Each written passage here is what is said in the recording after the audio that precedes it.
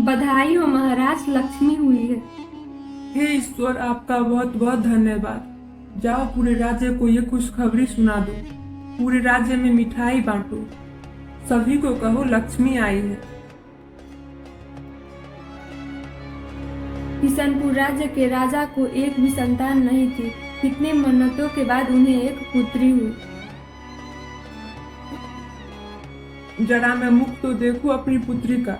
महारानी, आखिरकार इतने वर्षों बाद हमें भी संतान की प्राप्ति हुई। ये सब ऊपर वाले की ही देन है। हाँ महाराज, ईश्वर ने हमारी सुनी। उन्हीं की कृपा से आज हमें पुत्री हुई है।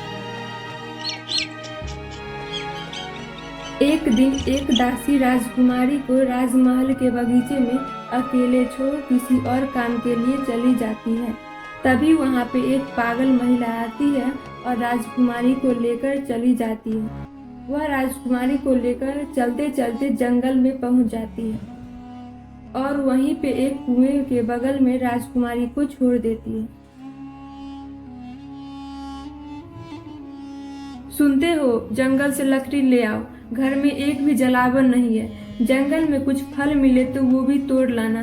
पता नहीं ऊपर वाले इतना दुख हमें ही क्यों दे रहे हैं। एक तो गांव वाले ने हमें गांव से निकाल दिया, अब तो बस ये जंगल ही हमारा घर है। भाग्यवान, तुम चिंता क्यों करती हो? जो होता है अच्छे के लिए होता है। ऊपर वाला जो करता है उसके पीछे कोई न कोई कारण जरूर होता है। हमारे भी अच्छे दिन आएंगे। क्या पता कब आएंगे अच्छे दिन। हमें संतान भी नहीं है।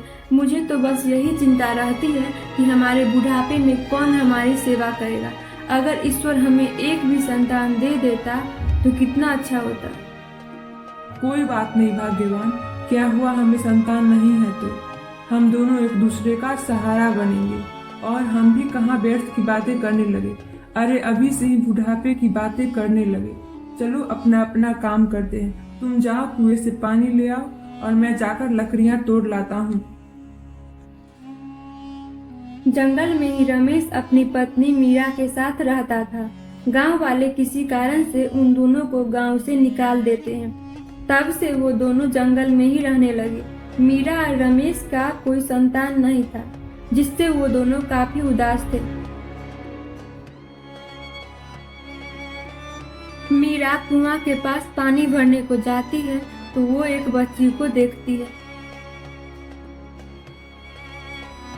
अरे ये किसकी बच्ची है? कपड़ों से तो किसी बड़े घर की बच्ची लगती है। कौन इसे यहाँ छोड़ के चला गया?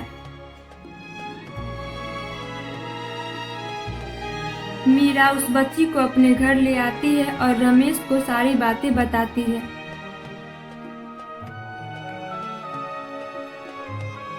लो, तुम कहती थी ना कि हमारे पास बुढ़ापे का सहारा नहीं। अब देख लो, ईश्वर ने हमें संतान दे ही दी। अब तो मानती हो ना कि जो होता है अच्छे के लिए होता है। हाँ, तुमने सही कहा। जो होता है अच्छे के लिए होता है। अगर गांव वाले हमें गांव से निकालते नहीं तो हम इस जंगल में रहने नहीं आते। तब ये बच्ची हमें मिलती ही नहीं। अरे भाग्यवान, वो तो अच्छा हुआ कि तुम कुएं से पानी लेने को चली गई। नहीं तो रात में जंगल के जानवर इस बच्ची का क्या हाल करते। अरे नहीं नहीं, ऐसा मत बोलो। कितनी प्यारी बच्ची है। इसे तो मेरी भी उम्र लग जाए।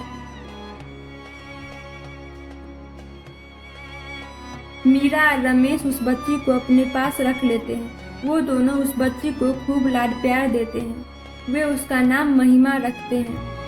ऐसे ही समय बीतता है। महिमा अब 18 वर्ष की हो जाती है। वो अपने माता पिता के कार्य में उनकी मदद करती है।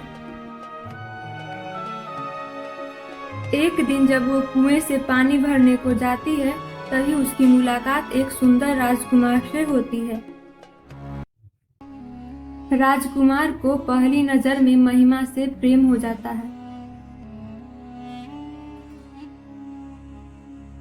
मुझे प्यास लगी है, क्या तुम मुझे पानी दे सकती हो? हाँ, ये लो। तुम कौन हो और तुम इस घने जंगल में क्या कर रही हो?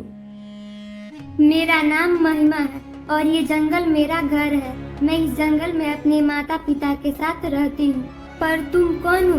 देखने में तो बड़े घर के लगते हो। कहीं तुम कोई राजकुमार तो नहीं?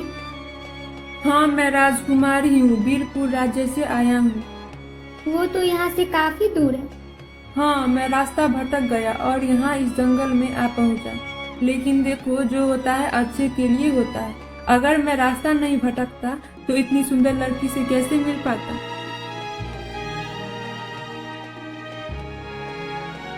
महिमा कुछ नहीं बोलती है और वहाँ से अपने घर चली जाती है। अब राजकुमार हर दिन कुएं के पास राजकुमारी का इंतजार करता है।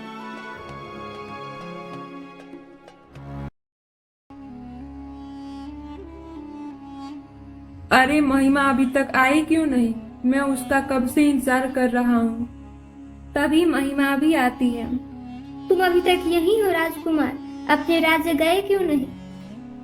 महिमा, मैं तुम्हें कुछ कहना चाहता हूँ। कहो, क्या बात है? राजकुमार कुछ कहता उससे पहले उनके कान में कोई आवाज टकराती है। कोई मेरी मदद करो, मेरे सर में चोट लगी है, कोई है क्या यहाँ? राजकुमार और महिमा वहां जाते हैं तो देखते हैं कि एक राजा के सर पे चोट लगी है, जो पत्थर से टकराने से लगी। महिमा राजा को तुरंत अपने घर में ले जाती है और राजकुमार भी उनके साथ जाता है। महिमा के पिता रमेश राजा को जड़ी बूटी देकर इलाज करते हैं। महाराज, अब सब कुछ ठीक है, पर महाराज ये हुआ कैसे? आपको चोट कैसे लग गई? मैं अपने राज्य की ओर जा रहा था, तभी रास्ते में एक पत्थर से टकरा के गिर गया। आप सब कौन हैं और क्या आप लोग इसी जंगल में रहते हैं? मेरा नाम रमेश है, ये मेरी पुत्री है। ये कौन है? ये तो किसी राज्य का राजकुमार लगता है। मैं वीरपुर राज्य का राजकुमार हूँ। मैं इस जंगल में गलती से आ गया। महाराज की नजर जब महिमा पे जाती है तो उन्हें कुछ अपना सा महसूस होता है और फिर वो राजकुमारी के गाल पे तिल का निशान देख समझ जाते हैं कि वो उन्हीं की पुत्री हो सकती है, पर उन्हें विश्वास नहीं हो रहा होता। इसलिए रमेश से महिमा के बारे में पूछते हैं। रमेश, क्या ये तुम्हारी पुत्री है? देखो रमेश, सब कुछ सच सच बताना, कुछ भी झूठ मत बोलना। महाराज, महिमा हमें इसी जंगल में कुआं के पास मिली। ये मेरी पुत्री तो नहीं है, लेकिन उससे कम भी नहीं है। पर महाराज, आप ये क्यों पूछ रहे हैं? जैसा तिल महिमा के गाल पे है, वैसा ही तिल मेरी पत्नी के गाल पे भी है, और वैसा ही तिल मेरी पुत्री के गाल पे भी था। लेकिन जन्म के कुछ समय बाद ही मेरी पुत्री न जाने कहाँ खो गई और उसे कौन ले गया। इसका मतलब महिमा महाराज की पुत्री है?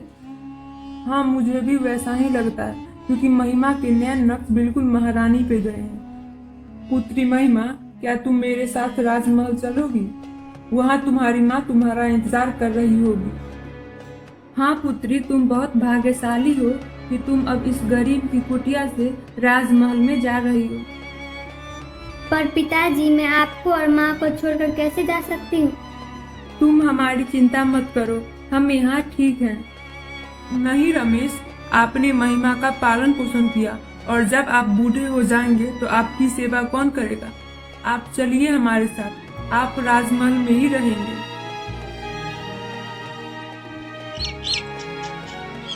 सभी लोग राजमहल चले जाते हैं। राजकुमार कुछ दिनों बाद महाराज से राजकुमारी महिमा का हाथ मांगते हैं। महाराज भी उन दोनों का विवाह करवा देते हैं और फिर राजकुमार और राजकुमारी महिमा खुशी खुशी रहते हैं।